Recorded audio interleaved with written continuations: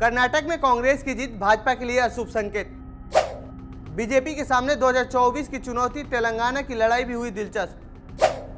कर्नाटक में बीजेपी की हार के बाद क्या अब फेल होगा मिशन साउथ। कर्नाटक विधानसभा चुनाव में कांग्रेस ने धमाकेदार जीत दर्ज की है।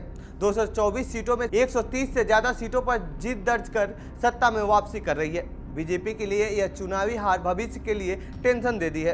राज्य की कुल 224 सीटों में से बीजेपी के खाते में मात्र 65 सीटें आती हुई दिख रही हैं। इस चुनाव की सियासी अहमियत सिर्फ कर्नाटक की राजनीति तक सीमित नहीं है, बल्कि 2024 के लोकसभा चुनाव के लिहाज से भी अहम माना जा रहा है। ऐसे में कर्नाटक की हार ने बीजेपी की मिशन 2024 के लिए टेंशन बढ़ा दी है। तो आइए जानते हैं इस रिपोर्ट में बीजेपी को 2024 लोकसभा चुनाव में इस हार से क्या असर पड़ने वाले हैं।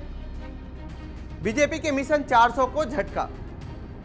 बीजेपी 2024 के लोकसभा चुनाव के लिए 400 सीट जीतने का लक्ष्य तय किया है। इस लिहाज से भी कर्नाटक का चुनाव बीजेपी के लिए और महत्वपूर्ण माना जा रहा था। ऐसे में कर्नाटक से बीजेपी का सत्ता से बाहर होना पार्टी के लिए अपना टारगेट हासिल करना मुश्किल ही नहीं बल्कि नामुमकिन हो सकता है। कर्नाटक चुनाव को 2024 के सेमीफाइनल की तरह देखा जा रहा है। ऐसे में पार्टी के हार ने भविष्य के लिए चिंता बढ़ा दी है। कर्नाटक में घट सकती हैं सीटें। बीजेपी की चुनावी हार ने साल 2024 के लोकसभा चुनाव में पार्टी की सीटें कर्नाटक में घट सकती हैं। 2019 लोकसभा चुनाव में राज्य की 28 सीटों में से बीजेपी ने 25 और उसके समर्थित निर्दलीय प्रत्याशियों ने 1 सीट पर जीत दर्ज की थी, जबकि कांग्रेस जेडीएस को एक सीट मिली थी। ऐसे में कर्नाटक में मिली बीजेपी को मात सूबे में 2019 के नतीजे दोहरा पाना मुश्किल हो सकता है और कांग्रेस की सीटें बढ़ सकती हैं। कर्नाटक में बीजेपी के लिए 2024 में सीट कम हो सकती हैं। पश्चिम बंगाल, बिहार, झारखंड, महाराष्ट्र के साथ कर्नाटक से भी बीजेपी की सीटें घट सकती हैं। इन राज्यों में हो रहे सीटों के नुकसान की भरपाई के लिए बीजेपी को नए राज्य तलाशने होंगे, जो संभव नहीं दिख रहा है। इन राज्यों में बीजेपी ने जीते 172 सीटें। बता दें कि 2019 के लोकसभा चुनाव में बीजेपी ने बंगाल की 42 में से 18, महाराष्ट्र की 48 में से 23, कर्नाटक की 28 में से 25, बिहार की 40 में से 17, झारखंड की 14 में से 12 सीटों पर जीत दर्ज की थी। 5 राज्यों की कुल 172 सीटों में से बीजेपी ने अपने दम पर 98 सीटें जीती थी, जबकि उसके सहयोगी दलों ने 42 सीटों पर जीत दर्ज की थी। इस तरह बीजेपी गठबंधन ने 172 में से 140 सीटें अपने नाम की थी।